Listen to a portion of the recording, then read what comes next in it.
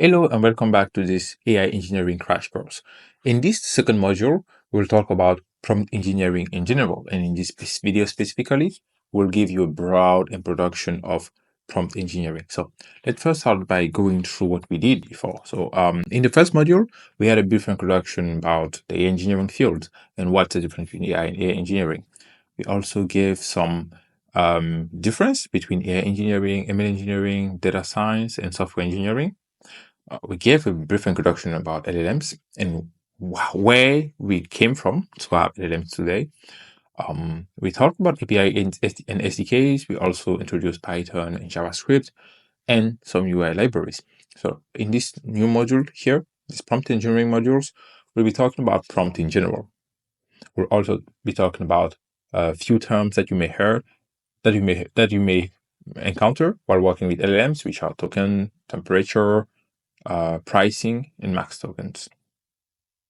And then we'll do a long video giving you some of the prompt engineering techniques that you may need to know while working with LLMs as a software engineer or just as an end user. So let's get started.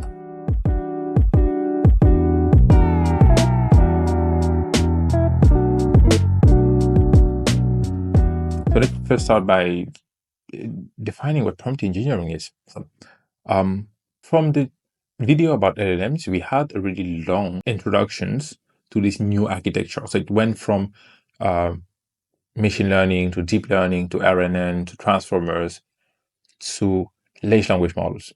At the same time, we started with computer and we were able to actually give instruction to these computers using extremely low level languages. We used assembly, and then we made it simpler, like with C, C++, and then Python, and then JavaScript.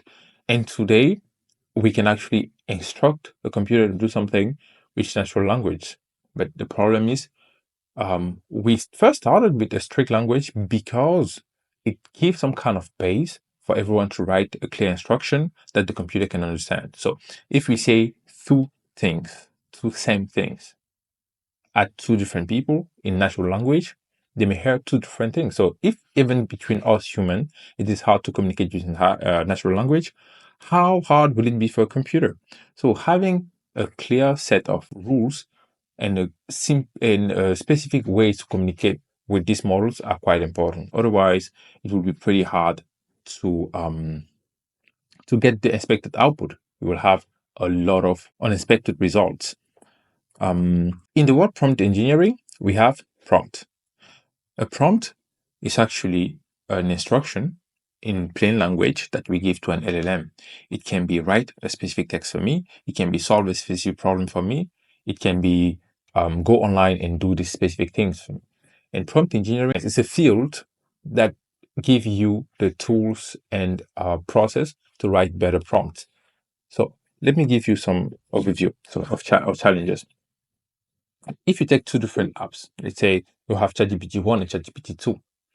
If you write two different prompts from these two applications, you will have two different apps, completely different, based on the prompt. So if the first ChatGPT you say, be free, speak about everything, normally without any barrier. And the second one, you say, only talk about books and talk like Harry Potter, we'll have two different outcomes, right? So you need to know how to write the best prompt to actually get the best output, the expected output from your model. So this comes with a lot of challenges. How to write in plain language instructions that a large language model can understand. And also how to format it, how to get the best out of it, because we have a lot of ways to say the same thing in natural language.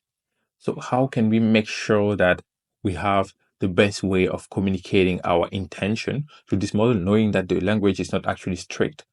So the field of prompt engineering is actually helping to structure that and give you the tools that you need to actually write better prompts for your AI application, and for your day-to-day use of AI.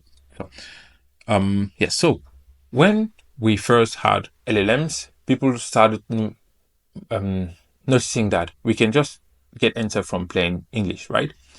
And then we had few people giving some different complex prompt and getting different results.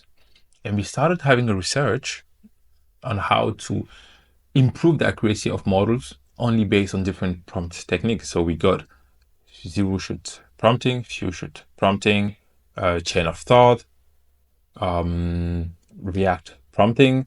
So all of these techniques are actually documented research that you can look online and see how it improved the accuracy of the models. But what I can say in general is that maybe in the future we may not need that level of preciseness in writing prompts because we'll have far more better models. But even in that case, you need to be able to communicate what you want to the model. So if you're not able to do that, you will not be able to get the expected outcome. Second point that I wanted to talk about in this video is actually security. So if you have a really weak prompt, everyone can jailbreak your prompt. Jailbreaking a prompt means hacking the prompt to make the AI system do what it was not instructed to do. So if you just say to an AI system, you are a coder, just give code, and someone come in your prompt and come in some message and change what the AI can do, it can actually direct your app to do something completely different. It's something that happened to, I think, Canadian Airlines, where they had a chatbot that were supposed to help people book flights, and unfortunately, it made some mistakes. People were able to use it for other reasons. So the prompting of your model also involves the security of your model. So you need to make sure that your model is actually secure based on the prompt and based on the instructions. You need to make sure that your model do not hallucinate a lot. We can mitigate it with retrieval augmented generation that we'll talk about later. But from the prompt, you can actually reduce the level of hallucination of the model as well. So I think we had a brief introduction to prompt engineering. In the next part of this module, we'll talk about tokens, temperature, pricing, and max token. And I will give you some brief real-world example on how to improve your prompt in the OpenAI playground and how to play with the parameters. So thank you for watching and see you in the next one. Peace.